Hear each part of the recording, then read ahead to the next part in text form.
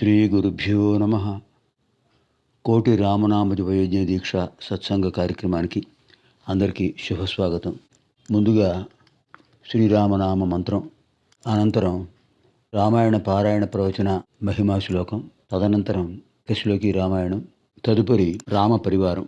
ఈ శ్లోకాలు అధ్యయనం చేసిన తర్వాత మనం కథాంశంలో ప్రవేశిద్దాం. ఓం రామ్ శ్రీరామాయ నమః.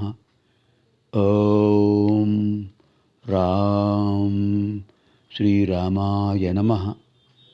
ఓం రామ్ శ్రీరామాయ నమః. యః కర్ణాంజలి సంపుటైరహరః సమ్యక్ పిబత్యాదరాత్ వాల్మీకేర్వదనారవిందగళితం రామాయణాఖ్యం మధు. జన్మవ్యాధిజరా విపత్తిమరణైరత్యంత సోపద్రవ సంసారం సవిహాయ గచ్చతి పుమాన్ విష్ణోః పదం శాశ్వతం.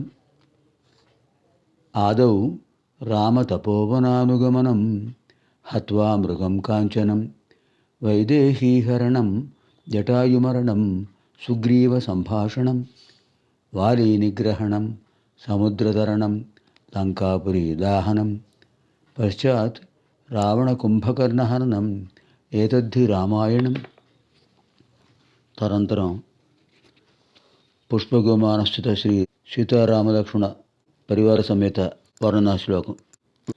వైదేహీ సహితం సురద్రుమతలే హైమే మహామంటపే మధ్యే పుష్పగమాసనే మణిమయే వీరాసనే సంస్థితం అగ్రే వాచయతి ప్రభంజనసుతే తత్వం మునిభ్యః పరం వ్యాఖ్యాంతం భరతాదిభిః పరివృతం రామం భజే శ్యామలం.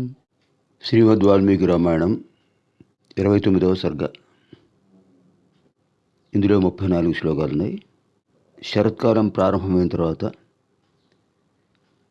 మిత్రకార్యానికి పూనుకోవలసిందిగా హనుమంతుడు సుగ్రీవుడికి యుక్తియుక్తంగా సూచిస్తాడు. ఆంజనేయ స్వామి చెప్పిన మాటలను శ్రద్ధగా విని సుగ్రీవుడు వానర సైన్యాన్ని సమీకరించమని నీరుడు అనే సేనాపతికి చెప్తాడు.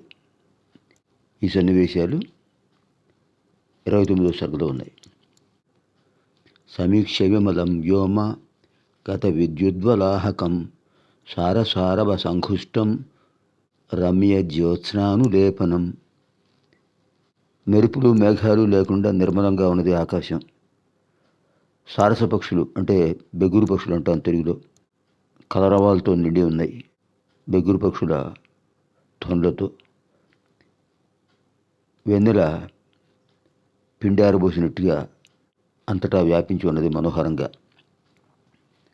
వర్షాకాలం ముగిసింది, శరత్కాలం ప్రారంభమైంది.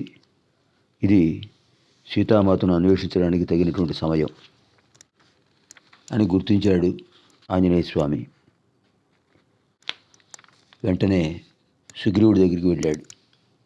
సుగ్రీవుడు సంపదల్లో మునిగిదేరుతూ భోగభాగ్యాలతో పరవశుడై స్త్రీలోలుడై ఉన్నాడు. ఆ విధంగా సుగ్రీవుడు భోగలాలసుడై రాజ్యపాలనా భారాన్ని పూర్తిగా మంత్రులపైనే ఉంచాడు. రాజ్యస్ఫూర్తి దెబ్బతిన్నది. ఆంజనేయుడు సకల శాస్త్ర రహస్యాలు తెలిసినవాడు, బుద్ధిమంతుడు. ఏ సమయంలో ఏ ధర్మాన్ని పాటించాలో తెలిసినవాడు. మాట్లాడడంలో నేర్పరి. సుగ్రీవుడి ప్రవర్తన సరిగ్గా లేదు, గమనించాడు ఆంజనేయుడు. వెంటనే అతని దగ్గరికి వెళ్ళాడు. ఇలా అంటున్నాడు: మిత్రమా సుగ్రీవ, నీకు రాజ్యాధికారం ప్రాప్తించింది, కీర్తి ప్రతిష్టలు వచ్చాయి, వంశపారంపర్యంగా వస్తున్న సంపదలు వృద్ధి చెందాయి. నువ్వు మిత్రులకు ఇచ్చిన వాగ్దానాన్ని నెరవేర్చాలి. ఉపకారం చేసిన వారికి సకాలంలో ప్రత్యుపకారం చేసిన వాడే నిజమైన సజ్జనుడు. అంతేకాదు, కోశాగారం, సైనిక బలం, మిత్రులు వీరు సరైన స్థితిలో ఉన్నప్పుడు రాజ్య పరిపాలన చక్కగా ఉంటుంది. నీవు సదాచార సంపన్నుడివి,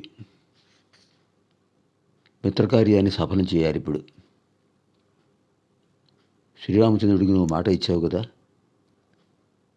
ఆయన మనకు పరమమిత్రుడు. ఆయన యొక్క కార్యాన్ని సాధించాలి. ఇప్పుడు వెంటనే సీతామాతను వెతకడానికి ప్రయత్నం ప్రారంభించాలి. ఎప్పటికే కాలాతీతమైనది, ఇది తగిన సమయం. వర్షాకాలం గడిచిపోయింది, శరదృతువు ప్రారంభమైంది. నువ్వు గుర్తిస్తావు ఆ విషయాన్ని అని శ్రీరాముడు నీకు చెప్పడానికి కొంచెం వెనకాడుతున్నాడు. నువ్వు విజ్ఞుడు అనే ఉద్దేశంతోనే నీకు ఆయన హెచ్చరిక చేయలేదు. ఆయన వల్లనే నువ్వు వానర సామ్రాజ్యానికి అధిపతి అయ్యావు. అంచేత నువ్వు వెంటనే సీతామాతను వెతకడానికి ప్రయత్నం చేయాలి. శ్రీరామచంద్రుడు హెచ్చరించక ముందే నువ్వు ఆ పని మొదలుపెట్టావనుకో బాగుంటుంది. ఆయన విషయంలో మనం చాలా జాగ్రత్తగా ఉండాలి. ఆయన శక్తిమంతుడు, ఆయన అనుగ్రహం కోసం మనం ప్రయత్నం చేయాలి. రామబాణం ఎటువంటిదో తెలుసుకోదా నీకు? అందుచేత ఆ స్వామి యొక్క ధర్మపత్ని జానకీదేవి యొక్క అన్వేషణకు మనం ప్రయత్నం చేయాలి. దేవతలు, గంధర్వులు, అసురులు, మరుద్గణాలు, యక్షులు ఎవరైనా సరే ఆయన ముందు నిలబడలేరు. ఇంకా రాక్షసులు ఎంత? సర్వశక్తులు కలిగిన వాడు. ఆయనకు మనం సహాయం చేయడం అనేది మన ధర్మం, మన కర్తవ్యం. అంచేత కార్యార్థ సిద్ధి జయప్రదం అవ్వాలంటే నువ్వు వెంటనే ఎక్కడెక్కడ వానరులు ఉన్నారో, ఎక్కడెక్కడ వానర యోధులు ఉన్నారో వాళ్ళందరినీ కూడా పిలిపించు, సమీకరించు అని యుక్తియుక్తంగా చెప్పాడు ఆంజనేయుడు. సుగ్రీవుడు విన్నాడు శ్రద్ధగా. మిత్రమా, నువ్వు చెప్పింది సత్యం. తప్పకుండా నేను కర్తవ్యాన్ని నిర్వహిస్తాను అని వెంటనే నీరుడు అనే సేనాపతిని పిలిచాడు. అన్ని ప్రాంతాల నుంచి సమస్త సైన్యాలను కూడా సమీకరించు. సేనాపతి, ఉపసేనాపతులందరినీ హెచ్చరించు. వానర యోధులందరినీ కూడా ఇక్కడికి చేర్చు. ఆ పర్యవేక్షణ బాధ్యత నీదే. 15 రోజుల్లో అందరూ ఇక్కడికి చేరవలసిందే. ఎక్కడెక్కడ వానరులు ఉన్నారో వాళ్ళందరూ ఇక్కడికి రావాలి. ఇది నా ఆదేశం. అంగదుడు తీసుకుని నువ్వు వానర ప్రముఖుల దగ్గరికి వెళ్ళు అని సుగ్రీవుడు ఆ వ్యవస్థను ఏర్పాటు చేసి అంగదుడితో కూడా చెప్పవలసిన మాటలు చెప్పాడు. హరీంశ వృద్ధానుపయాతు సాంగదో భవాన్ మమాజ్ఞామధికృత్య నిశ్చితాం ఇది వ్యవస్థాం హరిపుంగవేశ్వరో విధాయ వివేశ వీర్యవాన్. ఈ విధంగా సుగ్రీవుడు అంగదుడికి కబురు చేశాడు. నీరుడితో చెప్పాడు, సైన్యాన్ని సమీకరించమని చెప్పాడు. తర్వాత అంతఃపురంలో ప్రవేశించాడు. ఇత్యార్షే వాల్మీకియే ఆదికావ్యే కిష్కింధాకాండే 39 సర్గః. అనంతరం 30 సర్గః. ఇప్పుడు 30వ సర్గలో ప్రవేశిస్తున్నాం.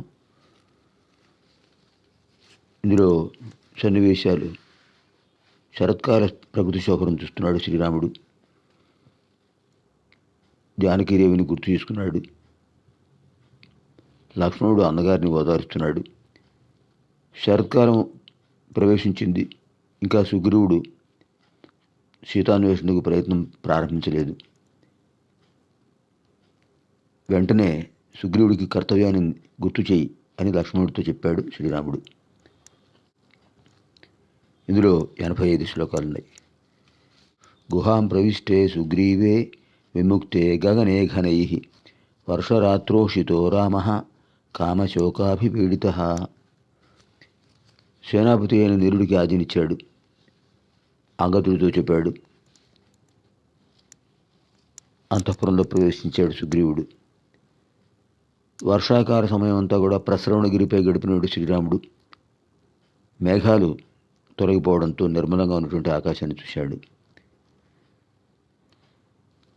సీతాదేవి ఎడబాటుకు శోకపీడితుడయ్యాడు. సుగ్రీవుడు భోగలాలసుడై ఉన్నాడు. ఇంతవరకు సీతాన్వేషణకు ప్రయత్నం ప్రారంభించలేదు. రావణాసుడిపై దండెత్తడానికి సమయం మించిపోతుంది. ఒక ముహూర్తకాలం తర్వాత శ్రీరాముడు ఓ నిర్ణయానికి వచ్చాడు. ముహూర్తకాలం అంటే 2 ఘడియల సమయం. మన భారతీయ కాలమానం ప్రకారం ఘడియలు ముహూర్తాలు, అహోరాత్రాలు, వారాలు, పక్షాలు, మాసాలు, ఋతువులు, అయనాలు, సంవత్సరం. ఇది మన భారతీయ కాలమానం. ఒక విఘడియ అంటే 24 సెకండ్లతో సమానం. ఒక ఘడియ అంటే 24 నిమిషాలతో సమానం. ఒక ముహూర్తకాలం అంటే 2 ఘడియలు అంటే 48 నిమిషాల సమయం. ఆలోచించాడు శ్రీరాముడు. సీతాదేవి గురించి ఆలోచిస్తున్నాడు. ఎక్కడ ఉన్నదో జానకి, ఎంత బాధపడుతుందో. చిత్రకూటాశ్రమంలో నాతో సంభాషిస్తూ ఉండేది. ఇప్పుడు ఆవిడతో మాట్లాడేవాళ్ళు ఎవరున్నారు? నేను కనపడకపోవడంతో ఎంత దిగులు పడుతుందో. ఉద్యానవనాలు, సరస్సులు, నదీ తీరాలు, దిగుడు బావులు, అరణ్యాలు, ఇలాంటి అన్ని ప్రదేశాల్లో మేమిద్దరం కలిసి తిరుగుతూ ఉండేవాళ్ళం. శరత్కాలంలో ఆమె దగ్గర ఉండేటప్పటికీ ఆ ఋతువు అంతా కూడా సంతోషంగా గడిచిపోయింది. 13 సంవత్సరాల్లోనూ. ఇది 14వ సంవత్సరం. ఆమె వియోగంతో నేను బాధపడుతున్నాను. ఇలా ఆయన అనుకుంటూ పరధ్యానంలో ఉండగానే లక్ష్మణస్వామి అక్కడికి వచ్చాడు. అన్నగారితో చెప్పాడు, అన్నయ్య, కర్తవ్యాన్ని నిర్దేశించాలి, దిశానిర్దేశం చేయాలి, మార్గదర్శనం చేయాలి. అలాంటి వాడివి ఎందుకు పరధ్యానంలో ఉంటున్నావు? కార్యసాధనకు మనమే ముందడుగు వేయాలి. సుగ్రీవుడికి గొప్ప సామర్థ్యం ఉంది. అతని సేనాపతులు కూడా సమర్థులే. వాడిని మనం ఉపయోగించుకోవాలి. శత్రువులు ఎంతటి వాళ్ళైనా సరే సీతామాతను సమీపించలేరు. అగ్ని శిఖలను సమీపిస్తే ఏమవుతుంది? సమీపించిన వాడు దగ్ధమైపోతారు. ఇది కూడా అంతే. అప్పుడు శ్రీరాముడు అన్నాడు, లక్ష్మణ, నువ్వు చెప్పింది వాస్తవం. శరదృతువు ప్రారంభమైంది. సీతాన్వేషణ కార్యానికి సర్వసన్నద్ధం అవ్వాలి మనం. వర్షాలు ఆగిపోయాయి. పుష్కలంగా సమృద్ధిగా అన్ని ప్రదేశాలు సస్యశ్యామలంగా ఉన్నాయి. వర్షాకాలం పూర్తయిపోయింది. తెల్లటి మేఘాలు శరదృతువు లక్షణాలుగా కనిపిస్తున్నాయి. అలాంటి ఈ సమయంలో అన్వేషణ ప్రారంభం చేయాలి. వాతావరణం అనుకూలంగా ఉంది. మార్గాలన్నీ కూడా సుగమంగా ఉన్నాయి. శరత్కాల వాయువులు అవిచ్ఛిన్నంగా సాగుతున్నాయి. హంసలు, చక్రవాకాలు సంతోషంగా తిరుగుతున్నాయి, జంటలు జంటలుగా. ఏనుగులు గుంపులు గుంపులుగా శరదృతువులో నదీ ప్రవాహాల దగ్గర కొడుతున్నాయి. ఆకాశంలో మేఘాలు కనపడకపోవడంతో నెమళ్ళు పింఛాలను ముడుచుకుని ఉన్నాయి. అద్భుతంగా ఉంది శరదృతు వైభవం. ఇక్కడ ఏనుగులు సరస్సులలో స్నానం చేస్తూ ఉన్నాయి. వాటి వెనకాలే ఆడ ఏనుగులు తిరుగుతున్నాయి. అద్భుతమైన ఈ వాతావరణం అంతా కూడా రాజులకు అనుకూలమైన సమయం. జయత్రయాత్రలకు వాళ్ళు శ్రీకారం చుడతారు. అలాంటి అద్భుతమైన సమయం ఇది. ఈ శరత్కాలంలో బురదలన్నీ కూడా ఎండిపోయి సరస్సులు, నదులు నిర్మలమైన పవిత్రమైన జలాలతో రమణీయంగా ఉన్నాయి. సారస పక్షుల కలకలరవాలతో వృక్షాలు ఆహ్లాదకరంగా కనిపిస్తున్నాయి. నదీ ప్రవాహాలు, మేఘ గర్జనలు, సెలయేళ్ల గలగలలు, నెమళ్ల క్రంకారాలు ఇవన్నీ కూడా తగ్గిపోయాయి. వర్షాలు పడుతున్నప్పుడు విషసర్పాలన్నీ పుట్టల్లో దూరిపోయాయి. ఇప్పుడు అవన్నీ కూడా ఆ పుట్టలోంచి బయటకు వస్తున్నాయి. సంధ్యా సమయం అరుణవర్ణంతో శోభిస్తోంది. అద్భుతమైనటువంటి ఈ వాతావరణంలో సస్యశ్యామలమైన ఈ ప్రకృతి ఎంతో ఆనందాన్ని కలిగిస్తోంది. మంగళవాద్యాలు వినిపిస్తున్నాయి. ప్రాతఃసంధ్యా సమయం దాటింది. పుష్పాల చుట్టూ తుమ్మిదలు తిరుగుతున్నాయి. క్రౌంచ పక్షులు మధురంగా కూస్తున్నాయి.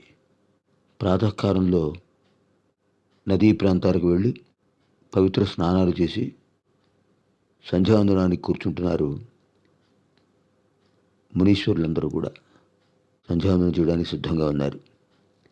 సూర్యభగవానుడికి అర్ఘ్యప్రదానం చేయడానికి సిద్ధంగా ఉన్నారు. అటువంటి అద్భుతమైన వాతావరణం ప్రాతఃసంధ్య, సాయం సంధ్యా సమయాలతో చాలా ఆనందకరంగా ఉంటుంది ఈ ఋతువు. సుగ్రీవుడు ఇంతవరకు ఏ ప్రయత్నం చేశాడో తెలియదు. అసలు ప్రయత్నం చేయడానికి ప్రారంభించాడో లేదో కూడా తెలియదు. ఈ వర్షాకాలం 4 మాసాలు 4 యుగాలుగా గడిపాను నేను. సుగ్రీవుడికి హెచ్చరించాలి, సుగ్రీవుడికి జాగృతి కల్పించాలి. ఎందుకో సుగ్రీవుడు మనం చులకన చేస్తున్నట్టు అనిపిస్తుంది. నువ్వు వెంటనే కిష్కింధకు వెళ్ళు, అతన్ని హెచ్చరించు. ఉపకారం చేసిన వాడికి ప్రత్యుపకారం చేయడం ధర్మం అని చెప్పు. మనకు మాట ఇచ్చాడు. కృతజ్ఞతాభావాన్ని కలిగి ఉండమను. కృతజ్ఞత అతనిలో రానివ్వకూడదు. అంచేత నువ్వు వెంటనే అతని దగ్గరికి వెళ్ళి కర్తవ్యాన్ని గుర్తు చేయి. వర్షాకాలం ముగిసిన వెంటనే సీతాన్వేషణకు ప్రయత్నిస్తానని చెప్పాడు మనకు, మర్చిపోయాడు. అంచేతన వెళ్ళు, నా సందేశం చెప్పు. ఇచ్చిన మాట కట్టుబడి ఉండు. సుగ్రీవ, బాణప్రహారంతో మీ అన్న మరణించాడు, అది గుర్తుపెట్టుకో. పరిస్థితులకు అనుగుణంగా మనం ముందుకు సాగాలి, కర్తవ్యాన్ని నిర్వహించాలి. కృతజ్ఞత అనేది విశేషమైనటువంటి పుణ్యఫలం. అందుచేత నీ కర్తవ్యాన్ని నువ్వు గుర్తు చేసుకో అని సుగ్రీవుడికి కర్తవ్యాన్ని గురించి హెచ్చరించు. లేకపోతే అన్ని మర్చిపోతాడు సుగ్రీవుడు. సపూర్వజం తే ప్రవివృద్ధ కోపం లాలప్యమానం ప్రసమీక్ష్యదీనం చకారతే వ్రాం మతిముగ్రతేజా హరీశ్వరే మానవవంశనాథ. సపూర్వజం తే ప్రవివృద్ధ కోపం లాలప్యమానం ప్రసమీక్ష్యదీనం చకార తీవ్రాం మతిముగ్రతేజా హరీశ్వరే మానవవంశనాథ. లక్ష్మణుడు తన అన్నగారు చెప్పిన మాటను విన్నాడు. సుగ్రీవుడి విషయంలో ఆయన కూడా కోపంతో ఉన్నాడు. అతనికి హెచ్చరిక చేయాలి, అవసరమైతే శిక్షించాలి అని నిర్ణయించుకున్నాడు లక్ష్మణస్వామి. ఇది శ్రీమద్ రామాయణే వాల్మీకియే ఆదికావ్యే కిష్కింధకాండే 30 సర్గ. దీంతో మనకు కిష్కింధకాండలో 30వ సర్గ పూర్తయింది. 15 విభాగాలు అయ్యాయి. తర్వాత మనం 16వ విభాగంలో ప్రవేశిద్దాం. సర్వేభ్యః హనుమత్ సమేత శ్రీ సీతారామ లక్ష్మణ భరత శత్రుఘ్నదేవానాం దివ్యానుగ్రహ ప్రాప్తిరస్తు. శుభం భవతు. శ్రీరామ్ జయ రామ్ జయ జయ రామ్.